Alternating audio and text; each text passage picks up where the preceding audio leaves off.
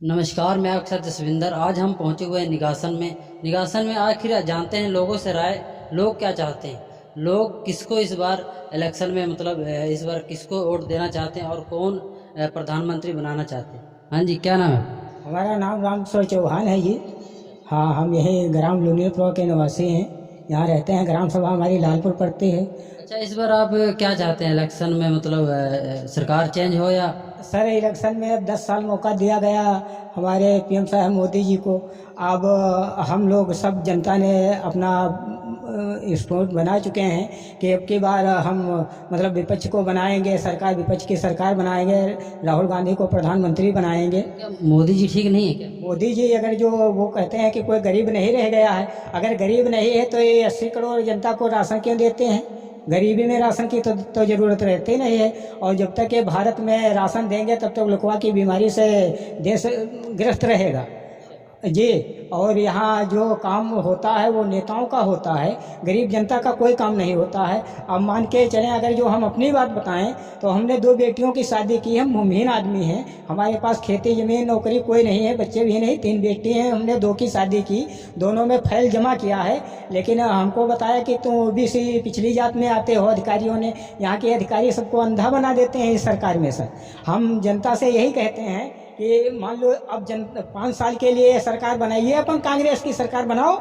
और कांग्रेस की सरकार अगर जो काम ना करे अपने मन का, तो भाई आगे चल के 5 साल बाद फिर चुनना। तो हमारी जनता जो है यहाँ इस क्षेत्र की, निगासन क्षेत्र की, तो भाई अब के साल में कांग्रेस को वोट दे के जो गठबंधन की सरकार है उसको भाई बनाएंगे। और ये साहब जो हैं पीएम साहब की लीला न्यारी है, देश की बिक्री जारी है। क्यों मोदी जी ने क्या आवास नहीं दिया आपको? सर, आवाज़ तो छोड़िए, आवाज़ तो बहुत दूर रह गई बात। आवाज़ तो उसी को मिलता है जो जिस राज्य में जो ये सरकार चल रही है। जेब गरम कर पाया अधिकारी जो सेक्रेटरी होते हैं, मान लीजिए ग्राम विकास अधिकारी हैं, वीडियो हैं, इनके पास ये बिल्कुल खुला झूठी रिपोर्टें लगाते हैं। अगर 151 ऑनलाइन हमने किया है, 151, और झूठ अगर जो कोई मानता है तो पूरा बस्ता हम रख देंगे सामने।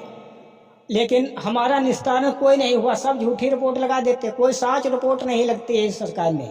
बस जिसका पैसा है उसी का काम है, और जिसके पास पैसा नहीं, हम बोल गए कि 2 बेटियों की शादी की है, वो बताते 30,000 रुपया अनुदान मिलेंगे। हमको नहीं मिला सर, हमको नहीं मिला।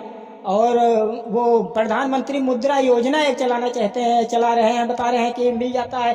अरे 2 साल से बैंक के चक्कर काट रहे हैं। जिला उद्योग को गए, तहसील दिवस में समाधान दिवस होता है सर, उसमें हमने प्रार्थना पत्र दिए, वो सब है, लेकिन हमारी कोई सुनवाई नहीं। तब हमारी नहीं है, इतना दौड़ते हैं तो जनता की कैसे सुनवाई होगी भाई? ये बड़ी मुसीबत की सरकार है भाई। हम लोग 10 रुपया के रिचार्ज में 14 से पहले काम चलाते थे, और 250 रुपया हम डराते हैं, और पता चला हम मजदूर आदमी हैं, महीना भर किसी से बातें करने की ज़रूरत नहीं पड़ी। तो मान लीजिए वो पैसा हमारा मोबाइल में तो रुकने देते। अच्छा, हमारे मोदी जी ने तो कहा था 15 लाख रुपए हर एक के खाते में आया। जी ने कहा, इसी से तो सरकार जो जनता होती है, इसको थोड़ा नॉलेज कम होता है, देहात में रहती है, तो वो झूठ जुमला बोले। आपको नहीं दिया गया 15 लाख क्या? अरे 15 लाख छोड़िए, 15 रुपया इस सरकार में कहीं नहीं मिले हैं भाई। मान लिए 6,000 रुपया जिनके खेती जमीन है उनको तो दे देते हैं, कहते हैं उनके खेती। और जो बिल्कुल भूमिहीन है, विकलांग है, हमारी लोगों के साथी, उनको तो कुछ नहीं मिलता है। वो तेल मिट्टी का मिलता तो जला लेते।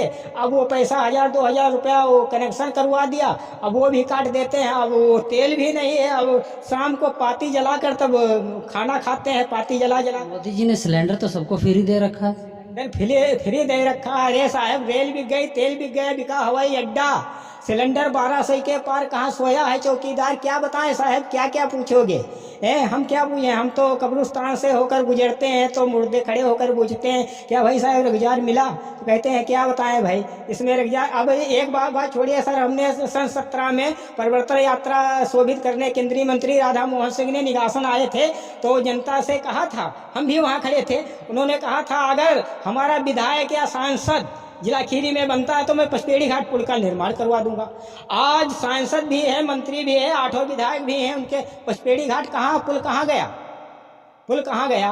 भाई ये तो धर्म का धंधा कर रहे हैं, भाई धर्म का धंधा हो रहा है, इसका हमें अफसोस नहीं है। लेकिन इस सरकार में जो नेता लोग हैं पढ़े लिखे वो अंधे हो रहे हैं, इसका अफसोस हमें ज़्यादा लगता है। लेकिन अब की जनता ने मूड बना लिया है बढ़िया से। हाँ, आपकी विपक्ष की सरकार 5 साल के लिए हम कहते हैं अगर काम करेगा तो आगे चल के वही रहेगा, नहीं 5 साल बाद फिर भाई देखा जाएगा। भाई जो जुमला है, जो झूठ बोलने वाले हैं, 15 लाख तैसे प्रधानमंत्री जी कहते थे कि काला धन हम वापस लाएंगे, 15 लाख रुपया भाई बहनों दोस्तों मिलेगा।